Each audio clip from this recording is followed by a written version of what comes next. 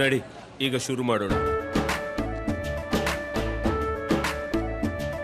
ಕೇಸರಿಯಿಂದ ಮನೋಲ್ಲಾಸ ಮನಸ್ಸು ಮತ್ತೇರಿ ಕುಣಿದಾಡಿದೆ ನೋಡು, ಮನಸ್ಸು ಮತ್ತೇರಿ ಕುಣಿದಾಡಿದೆ ನೋಡು.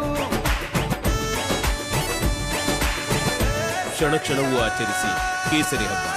ವಿಮಲ್ ಬಾಯಲ್ಲಿ ಹೇಳಿ ಕೇಸರಿ.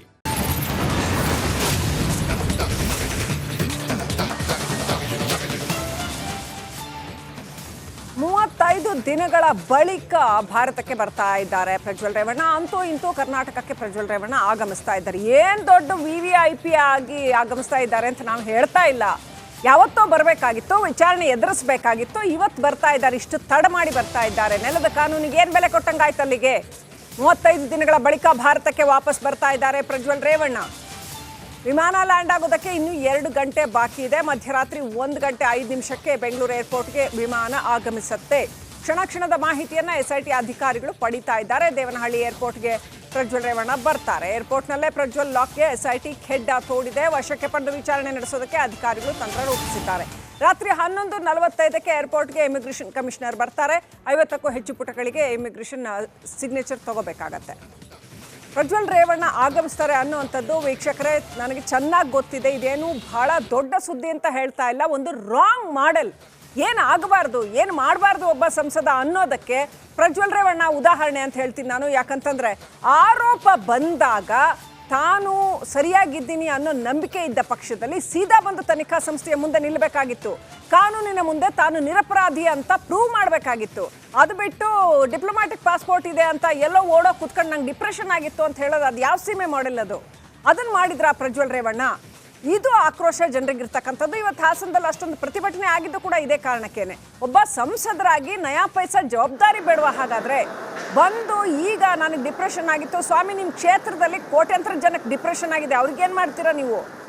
ಈ ಎಲ್ಲ ಪ್ರಶ್ನೆಗಳು ಬರುತ್ತೆ. ಪ್ರಜ್ವಲ್ ರೇವಣ್ಣ ಬಂದ ನಂತರ ಏನಾಗುತ್ತೆ ಕಾದು ನೋಡಬೇಕಾಗಿದೆ. ಯಾವ ರೀತಿಯಲ್ಲಿ ವಿಚಾರಣೆ ನಡೆಯುತ್ತೆ, SIT ಅಧಿಕಾರಿಗಳು ಇನ್ನಾದರೂ ದಕ್ಷತೆಯನ್ನು ಮೆರೀತಾರ, ಕಾದು ನೋಡಬೇಕಾಗಿದೆ. ಇಷ್ಟು ದಿವಸ ಮಾಧ್ಯಮದವರು ಕೇಳ್ತಾ ಇದ್ವಿ ಪ್ರಜ್ವಲಿಯಲ್ಲಿ ಯಾಕಿನ್ನೂ ಪ್ರಜ್ವಲ್ ರೇವಣ್ಣ ಅವ್ರನ್ನ ಕರ್ಕೊಂಡು ಬರೋಕೆ ಆಗ್ತಾ ಇಲ್ಲ ಅನ್ನೋಂಥದ್ದನ್ನ. ಇಲ್ಲಿ ವಿಡಿಯೋ ಹಂಚಿಕೆ ಮಾಡಿದವರನ್ನು ಕೂಡ ಯಾಕೆ SIT ವಿಚಾರಣೆ ನಡೆಸ್ತಾ ಇಲ್ಲ, ಎಲ್ಲ ಪ್ರಶ್ನೆಗಳಿದ್ವು. ಈಗ ತಾನಾಗೇ ವಿಡಿಯೋ ಮಾಡಿ ನಾನು 31ನೇ ತಾರೀಕು ಬರ್ತೀನಿ, ರೀಚ್ ಆಗ್ತೀನಿ ಅಂತ ಹೇಳಿ ಬಹಳ ದೊಡ್ಡ ಗೆಸ್ಟ್ ಬಂದಂಗೆ ಬರ್ತಾ ಇದ್ದಾರೆ ಅನ್ನೋವಂಥದ್ದು. ಇದರಲ್ಲಿ ಯಾರ ಹೆಚ್ಚುಗಾರಿಕೆ ಏನೂ ಇಲ್ಲ. ಅವ್ರು ವಿಡಿಯೋ ಮಾಡಿಬಿಟ್ಟು ಅವ್ರು ಟಿಕೆಟ್ ಬುಕ್ ಮಾಡ್ಕೊಂಡು ಬರ್ತಾ ಇದ್ದಾರೆ. ಈಗ SIT ಮುಂದೆ ಹೇಗಿದ್ದನ್ನು ತಗೊಂಡು ಹೋಗುತ್ತೆ ಅನ್ನೋದು ಈಗಿರ್ತಕ್ಕಂಥ ಪ್ರಶ್ನೆ. ಒಂದಂತೂ ಖಚಿತ, ಪ್ರಜ್ವಲ್ ರೇವಣ್ಣ ಇನ್ನಷ್ಟು ಜವಾಬ್ದಾರಿಯುತವಾಗಿ ನಡ್ಕೊಳ್ಬೇಕಾಗಿತ್ತು. ಒಬ್ಬ ಸಂಸದನಾಗಿ ನಾಚಿಕೆಗೇಡಿನ ವಿಷಯ. ಮಾಜಿ ಪ್ರಧಾನಿಗಳ ಮೊಮ್ಮಗನಾಗಿ ಈ ವಿಚಾರದಲ್ಲಿ ಬಹಳ ಜವಾಬ್ದಾರಿಯಿಂದ ನಡ್ಕೊಳ್ಬಹುದಾಗಿತ್ತು. ಆರೋಪಗಳು ರಾಜಕಾರಣಿಗಳ ಮೇಲೆ ಬಂದೇ ಬರುತ್ತೆ. ಸಾರ್ವಜನಿಕ ಬದುಕಿನಲ್ಲಿ ಎಲ್ಲವೂ ಸಹಜ. ಆದರೆ ಈ ಪ್ರಕರಣ ಏನಿದೆಯಲ್ಲ, ಪ್ರಜ್ವಲ್ ರೇವಣ್ಣ ಪ್ರಕರಣ, ಇದನ್ನು ಸಹಜ ಅಂತ ಹೇಳೋಕ್ಕಾಗೋದಿಲ್ಲ, ಖಂಡಿತವಾಗ್ಲೂ ಹೇಳೋಕ್ಕಾಗೋದಿಲ್ಲ. ಇದಕ್ಕೆ ಅವರು ಉತ್ತರ ಕೊಡಲೇಬೇಕಾಗಿತ್ತು. ಇಂಥದ್ದೊಂದು ಘನಗಂಭೀರ ಪ್ರಕರಣ ಬಂದಾಗ ತಕ್ಷಣ ಬಂದು ಮಾಧ್ಯಮಗಳ ಮುಂದೆ ಬಂದು ಅಥವಾ ತನಿಖಾ ಸಂಸ್ಥೆಯ ಮುಂದೆ ಬಂದು ನಾನು ತಪ್ಪು ಮಾಡಿಲ್ಲ ರೀ, ನನ್ನ ವಿರುದ್ಧ ಷಡ್ಯಂತ್ರ ಅಂತ ಹೇಳಕ್ಕೇನಾಗಿತ್ತು?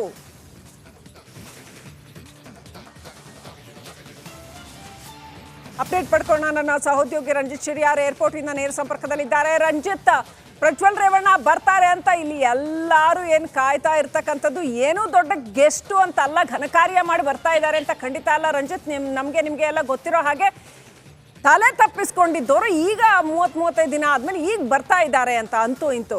ಸೊ ಏರ್ಪೋರ್ಟಲ್ಲಿ ಹೇಗಿದೆ ಸಿಚುವೇಶನ್ ರಂಜಿತ್? ಖಂಡಿತವಾಗ್ಲೂ ಕೂಡ ಶ್ರೀಲಕ್ಷ್ಮಿ, ಪ್ರಜ್ವಲ್ ರೇವಣ್ಣ ಈಗ ಭಾರತದ ವಿಮಾನ ಗಡಿಯನ್ನ ಪಾಸ್ ಆಗಿ ಭಾರತವನ್ನ ಪ್ರವೇಶಿಸಿದ್ದಾರೆ ಅನ್ನೋದರ ಬಗ್ಗೆ ಮಾಹಿತಿ ಇದೆ. ಇನ್ನೇನು ಕೆಲವೇ ಹೊತ್ತಿನಲ್ಲಿ ಪ್ರಜ್ವಲ್ ರೇವಣ್ಣ ಇನ್ನೊಂದು 2 ಗಂಟೆ ಸಮಯ ಹೋಗಬಹುದು. 2 ಗಂಟೆ ಸಮಯದಲ್ಲಿ ಪ್ರಜ್ವಲ್ ರೇವಣ್ಣ ಕೆಂಪೇಗೌಡ ಇಂಟರ್ನ್ಯಾಷನಲ್ ಏರ್ಪೋರ್ಟ್ನ ತಲುಪ್ತಾರೆ. ಪ್ರಜ್ವಲ್ ರೇವಣ್ಣ ಅವರ ಕ್ಷಣದ ಮೂಮೆಂಟ್ ಅನ್ನ ರಿಪಬ್ಲಿಕ್ ಕನ್ನಡ ಫಾಲೋ ಮಾಡ್ತಾ ಇದೆ. ಅವರ ಮೂಮೆಂಟ್ ಅನ್ನ ಗಮನಿಸ್ತಾ ಇದೆ. ಈಗ ನೀವು ಹೇಳ್ದಂಗೆ ಕೆಂಪೇಗೌಡ ಇಂಟರ್ನ್ಯಾಷನಲ್ ಏರ್ಪೋರ್ಟ್ನಲ್ಲಿ ಪ್ರಜ್ವಲ್ ರೇವಣ್ಣ ಅವರ ಬರುವಿಕೆಗಾಗಿ ಇಮಿಗ್ರೇಷನ್ ಅಧಿಕಾರಿಗಳು ಕಾಯ್ತಾ ಇದ್ದಾರೆ.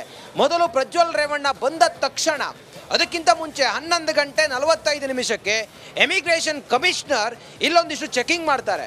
ಪ್ರಜ್ವಲ್ ರೇವಣ್ಣ ಅವರಿಗೆ ಬ್ಲೂ ಕಾರ್ನರ್ ನೋಟಿಸನ್ನು ಹೊರಡಿಸಲಾಗಿತ್ತು ಅವರ ಪತ್ತೆಗಾಗಿ. ಅದಾದ ನಂತರ ಲುಕೌಟ್ ನೋಟಿಸನ್ನು ಕೂಡ ಪ್ರಜ್ವಲ್ ರೇವಣ್ಣ ಅವರಿಗೆ ಅವರು ಎಲ್ಲಿದ್ದಾರೋ ಅಲ್ಲಿಂದ ಅವ್ರನ್ನ ಅರೆಸ್ಟ್ ಮಾಡೋದ್ರ ಬಗ್ಗೆ, ಕಂಡಲ್ಲಿ ಅವ್ರನ್ನ ಅರೆಸ್ಟ್ ಮಾಡೋದ್ರ ಬಗ್ಗೆ ಲುಕೌಟ್ ನೋಟಿಸನ್ನು ಕೂಡ ಹೊರಡಿಸಲಾಗಿತ್ತು. ಪ್ರಜ್ವಲ್ ರೇವಣ್ಣ ಇದ್ಯಾವುದಕ್ಕೂ ಕೂಡ ತಲೆ ಕೆಡಿಸಿಕೊಳ್ಳದೆ ಅವರು ಸುಮಾರು 35 ದಿನಗಳ ಕಾಲ ಪ್ರಜ್ವಲ್ ರೇವಣ್ಣ ವಿದೇಶದಲ್ಲಿ ಇದ್ದು ತಲೆಮರೆಸಿಕೊಂಡಿದ್ರು. ಅವ್ರ ಮೇಲೆ ಸಾಧಾರಣ ಕೇಸಲ್ಲ, ಒಬ್ಬರು ಜನಪ್ರತಿನಿಧಿ, ಒಬ್ಬರು ಸಂಸದರವರು, 2 ರೇಪ್ ಕೇಸ್ ಇದೆ, 1 ಲೈಂಗಿಕ ದೌರ್ಜನ್ಯ ಕೇಸ್ ಇದೆ ಪ್ರಜ್ವಲ್ ರೇವಣ್ಣ ಅವರ ಮೇಲೆ.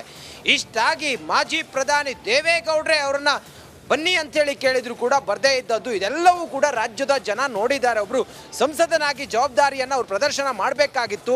35 ದಿನ ಆದ ನಂತರ ಒಂದು ವಿಡಿಯೋ ಮಾಡಿ, ಅದು ಕೂಡ ಹಂಗೇರಿಯ ಬುಡಾಪೆಸ್ಟ್ನಿಂದ IP ಅಡ್ರೆಸ್ನ ಆ ಒಂದು ವಿಡಿಯೋ ಮಾಡಿ, ನಾನು ಬರ್ತೀನಿ, ನಾನು ಡಿಪ್ರೆಷನ್ ಅಲ್ಲಿ ಇದ್ದೀನಿ, ನಾನು ಚುನಾವಣೆಗೂ ಮುನ್ನವೇ ಟಿಕೆಟ್ ಬುಕ್ ಆಗಿತ್ತು ಅನ್ನೋ ರೀತಿಯಲ್ಲೆಲ್ಲ ಮಾತಾಡಿದ್ರು. ರಾಜಕೀಯ ಷಡ್ಯಂತ್ರ ಅಂತ ಹೇಳಿ ಎಲ್ಲ ಹೇಳಿದ್ರು. ಆದ್ರೆ ಅವ್ರ ಮೇಲೆ ಇರುವಂತ ಆರೋಪ ಗಂಭೀರವಾದದ್ದು.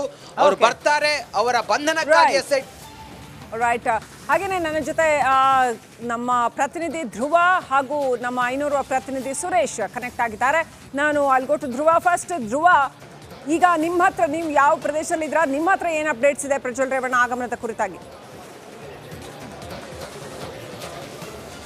ಶ್ರೀಲಕ್ಷ್ಮಿ, ನಾನೀಗ ಏರ್ಪೋರ್ಟ್ನ ಈ ಎಕ್ಸಿಟ್ ಗೇಟ್ ಏನಿದೆ, ಡಿಪಾರ್ಚರ್ ಗೇಟ್ನ ಮುಂಭಾಗದಲ್ಲೇ ಇದ್ದೀನಿ. ಇಲ್ಲೂ ಕೂಡ ಸಾಕಷ್ಟು ಭದ್ರತೆಯನ್ನು ಕೂಡ ಕೈಗೊಂಡಿದ್ದಾರೆ. ನೀವು ಗಮನಿಸ್ತಾ ಇರ್ಬೋದು, ಇಲ್ಲಿ ಬ್ಯಾರಿಗೇಡ್ ಅನ್ನು ಕೂಡ ಹಾಕಲಾಗಿದೆ.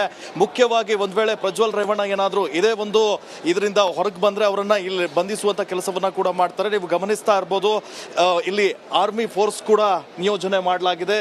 ಇಲ್ಲಿ ಸುತ್ತ ಬ್ಯಾರಿಗೇಡ್ ಅನ್ನ ಹಾಕಲಾಗಿದೆ. ಅಲ್ಲಿವರೆಗೂ ಯಾರಿಗೂ ಕೂಡ ಪ್ರವೇಶವನ್ನ ಕೂಡ ಕಲ್ಪಿಸಿಕೊಡ್ಲಿಲ್ಲ.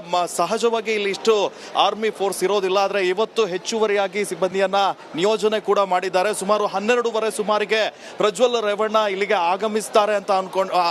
ಅದಾದ ನಂತರ ಇರಿಗೇಷನ್ ಅಧಿಕಾರಿಗಳು ಅವರನ್ನ ರಿಸೀವ್ ಮಾಡ್ಕೊಳ್ತಾರೆ. ಅಲ್ಲಿ ಕೆಲವೊಂದಿಷ್ಟು ಪ್ರೊಸೆಸಿಂಗ್ ಆದ ನಂತರ ಅವರನ್ನ SIT ಅಧಿಕಾರಿಗಳ ವಶಕ್ಕೆ ಕೂಡ ಒಪ್ಪಿಸಲಾಗುತ್ತೆ. ಇದಾದ ನಂತರ ಇಲ್ಲಿ ನೀವು ಏರ್ಪೋರ್ಟ್ನ ಹಲವು ಎಲ್ಲಾ ಗೇಟ್ ನಲ್ಲಿ ಕೂಡ ಈಗ ಕಾಯ್ತಾ ಇದ್ದಾರೆ. ಪ್ರಜ್ವಲ್ ರೇವಣ್ಣ ಯಾವ ಮಾರ್ಗದಲ್ಲಿ ಹೋಗ್ತಾರೋ ಅವ್ರನ್ನ ಬಂಧಿಸುವಂತ ಕೆಲಸ ಕೂಡ ಆಗುತ್ತೆ.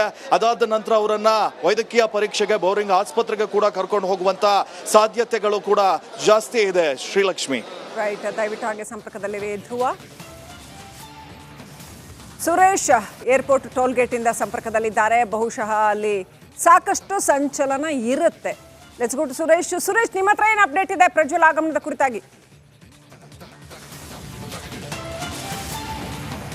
ಖಂಡಿತ ಶ್ರೀಲಕ್ಷ್ಮಿ, ಏನಂತ ಹೇಳಿದ್ರೆ ಸುಮಾರು 12:30 ಮತ್ತು 12:40 ಹೊತ್ತಿಗೆ ಏನು ಪ್ರಜ್ವಲ್ ರೇವಣ್ಣ ಅವರು ದೇವನಹಳ್ಳಿ ಏರ್ಪೋರ್ಟಿಗೆ ಬರುವಂಥದ್ದು. ಈ ಸಂದರ್ಭದಲ್ಲಿ ಏನು SITನ ಅಧಿಕಾರಿಗಳು ಏನು ಕೆಲವೊಂದು ಫಾರ್ಮಾಲಿಟೀಸನ್ನು ಮಾಡಬೇಕಾಗಿರುತ್ತದೆ. ಯಾಕಂತ ಹೇಳಿದ್ರೆ ಏನು ಜರ್ಮನಿಯಿಂದ ಬರ್ತಾ ಇರುವಂತಹ ಪ್ರಜ್ವಲ್ ರೇವಣ್ಣನವರಿಗೆ ಏನು ವೈದ್ಯಕೀಯ ತಪಾಸಣೆ ಮಾಡಬೇಕಾಗಿರುವಂಥದ್ದು. ಈ ನಿಟ್ಟಿನಲ್ಲಿ ಇದೇ ಮಾರ್ಗದಲ್ಲಿ ಪ್ರಜ್ವಲ್ ರೇವಣ್ಣನ ಕರ್ಕೊಂಡು ಹೋಗೋ ನಿಟ್ಟಿನಲ್ಲಿ ಸಾಕಷ್ಟು ಸಿದ್ಧತೆಗಳನ್ನು ಮಾಡ್ಕೊಳ್ಳಾಗ್ತಿದೆ. ಯಾಕಂತ ಹೇಳಿದ್ರೆ ಪೊಲೀಸ್ ಅಧಿಕಾರಿಗಳು ಈಗಾಗಲೇ ಇಲ್ಲಿ ಠಿಕಾಣಿ ಹೂಡಿರುವಂಥದ್ದು. ಪ್ರಮುಖವಾಗಿ ಹೇಳ್ಬೇಕಂತ ಹೇಳಿದ್ರೆ ಏನು ಇವತ್ತು ಸಾದರಳ್ಳಿ ಗೇಟಲ್ಲಿ ಇದ್ದೇನೆ, ಇಲ್ಲಿ ಟೋಲ್ ಇದ್ದೇನೆ, ಇಲ್ಲಿ ಸಾಕಷ್ಟು ಪೊಲೀಸು ಬಂದೋಬಸ್ತ್ ಸಹ ಮಾಡಲಾಗ್ತಾ ಇರುವಂಥದ್ದು. ಅಂದರೆ ಈ ಮಾರ್ಗದಲ್ಲಿ ವೈದ್ಯಕೀಯ ತಪಾಸಣೆಗೆ ಕರೆದುಕೊಂಡು ಹೋಗ್ತಾರೆ ಎಂಬ ಮಾಹಿತಿ ಲಭ್ಯವಾಗಿರುವಂಥದ್ದು. ಈ ನಿಟ್ಟಿನಲ್ಲಿ ಪೊಲೀಸರು ಮತ್ತು ಇಲ್ಲಿನ ಅಧಿಕಾರಿಗಳು ಸಹ ಸಾಕಷ್ಟು ವ್ಯವಸ್ಥೆಯನ್ನು ಮಾಡ್ಕೊಂಡಿದ್ದಾರೆ. ಏನು 12:30 ಮತ್ತು 12:40 ಹೊತ್ತಿಗೆ ಏನು ಏರ್ಪೋರ್ಟಿಗೆ ಬರುವಂತಹ ಪ್ರಜ್ವಲ್ ರೇವಣ್ಣನವರಿಗೆ ಮೊದಲಿಗೆ ಏನು ಇಮಿಗ್ರೇಷನ್ ಅಧಿಕಾರಿಗಳು ಪರಿಶೀಲನೆ ಮಾಡ್ತಾರೆ. ತದನಂತರ SIT ಅಧಿಕಾರಿಗಳು ತಮ್ಮ ವಶಕ್ಕೆ ಪಡೆದುಕೊಂಡು ಕೆಲವೊಂದು ಫಾರ್ಮಾಲಿಟೀಸನ್ನು ಮಾಡಬೇಕಾಗಿರುತ್ತದೆ. ಅಂದರೆ ಏನು ಜರ್ಮನಿಯಿಂದ ಬರ್ತಾ ಇರುವಂತಹ ಪ್ರಜ್ವಲ್ ರೇವಣ್ಣನವರಿಗೆ ಒಂದಿಷ್ಟು ವೈದ್ಯಕೀಯ ತಪಾಸಣೆ ಸಹ ಮಾಡಬೇಕಾಗಿರುತ್ತದೆ. ತದನಂತರ ತಮ್ಮ ವಶಕ್ಕೆ ಪಡೆದುಕೊಳ್ಳುವಂಥದ್ದು. ಈ ನಿಟ್ಟಿನಲ್ಲಿ ಟೋಲ್ ಹತ್ರ ಸಹ ಅಧಿಕಾರಿಗಳು ಕಾಯ್ತಾರೆ. ಅಂದರೆ ಪೊಲೀಸರು ಸಹ ಸಾಕಷ್ಟು ವ್ಯವಸ್ಥೆಯನ್ನು ಮಾಡ್ಕೊಂಡಿರುವಂಥದ್ದು. ದೃಶ್ಯಲ್ಲಿ ನೋಡೋದಾದರೆ ಇಲ್ಲಿ ಟೋಲ್ನ ಬಳಿ ಒಂದಿಷ್ಟು ಅಧಿಕಾರಿಗಳು ಈಗಾಗಲೇ ಬಂದು ಪರಿಶೀಲನೆ ಮಾಡ್ಕೊಂಡು ಹೋಗಿರುವಂಥದ್ದು. ಇನ್ನು 12:30 ಮತ್ತು 12:40 ಹೊತ್ತಿಗೆ ಏನು ಅಲ್ಲಿ ಇಳಿದಂತಹ ರೇವಣ್ಣನವರನ್ನು ಇದೇ ಮಾರ್ಗದಲ್ಲಿ ಕರ್ಕೊಂಡು ಹೋಗ್ತಾರೆ ಎಂಬ ಮಾಹಿತಿ ಲಭ್ಯವಾಗಿರುವಂಥದ್ದು. ಅಧಿಕಾರಿಗಳು ಸಹ ಇಲ್ಲಿಗೆ ಭೇಟಿ ನೀಡಿ ಒಂದಷ್ಟು ಫಾರ್ಮಾಲಿಟೀಸ್ ಮಾಡಬೇಕಾದ್ರೆ ಅಂದರೆ ವೈದ್ಯಕೀಯ ತಪಾಸಣೆ ಮಾಡಬೇಕಾಗಿರುವಂಥದ್ದು. ಒಟ್ಟಾರೆಯಾಗಿ ಹೇಳ್ಬೇಕಂತ ಹೇಳಿದ್ರೆ ಏನು ಜರ್ಮನಿಯಿಂದ ಬರ್ತಾ ಇರುವಂತಹ ರೇವಣ್ಣನವರಿಗೆ ಒಂದಷ್ಟು ಫಾರ್ಮಾಲಿಟೀಸು SIT ಅಧಿಕಾರಿಗಳು ಮಾಡ್ತಾರೆ. ತದನಂತರ ತಮ್ಮ ವಶಕ್ಕೆ ಪಡೆದುಕೊಳ್ಳುವಂಥದ್ದು. ಈ ನಿಟ್ಟಿನಲ್ಲಿ ಈಗಾಗಲೇ ಅಧಿಕಾರಿಗಳು ಏನು SIT ಅಧಿಕಾರಿಗಳು ದೇವನಹಳ್ಳಿ ಏರ್ಪೋರ್ಟ್ನಲ್ಲಿ ಕಾದು ಕುಳಿತಿರುವಂಥದ್ದು. ಏನು 4ನೇ ಗೇಟಲ್ಲಿ ಬರ್ತಾರೆ ಎಂಬ ಮಾಹಿತಿ ಸಹ ಲಭ್ಯವಾಗಿದ್ದರಿಂದ ಅಧಿಕಾರಿಗಳು ಅಲ್ಲಿ ಕುಳಿತಿರುವಂಥದ್ದು. ಅದ್ರ ಜೊತೆಗೆ ಏನು ಇದೇ ಮಾರ್ಗದಲ್ಲಿ ಅಂದರೆ ಟೋಲ್ನಲ್ಲಿ ಪಾಸ್ ಆಗುವಂಥದ್ದು. ಅಂದರೆ ಅದೀಗ ವೈದ್ಯಕೀಯ ತಪಾಸಣೆಗೆ ಇದೇ ಮಾರ್ಗದಲ್ಲಿ ಹೋಗ್ತಾರೆ ಎಂಬ ನಿಟ್ಟಿನಲ್ಲಿ ಇವತ್ತು ಪೊಲೀಸರು ಸಹ ಬಂದು ಇಲ್ಲಿ ತಪಾಸಣೆ ಮಾಡ್ಕೊಂಡು ಹೋಗಿರುವಂಥದ್ದು. ಇನ್ನು ಒಟ್ಟಾರೆ ಹೇಳ್ಬೇಕಂತ ಹೇಳಿದ್ರೆ ಕೆಲವೇ ಗಂಟೆಗಳಲ್ಲಿ ಏನು ಪ್ರಜ್ವಲ್ ರೇವಣ್ಣನವರು ಇಲ್ಲಿ ಲ್ಯಾಂಡ್ ಆಗ್ತಾರೆ. ಲ್ಯಾಂಡ್ ಆದಮೇಲೆ ಸಾಕಷ್ಟು ಪ್ರಕ್ರಿಯೆಗಳು ಸಹ ನಡೆಯುವಂಥದ್ದು ಶ್ರೀಲಕ್ಷ್ಮಿ. ರೈಟ್.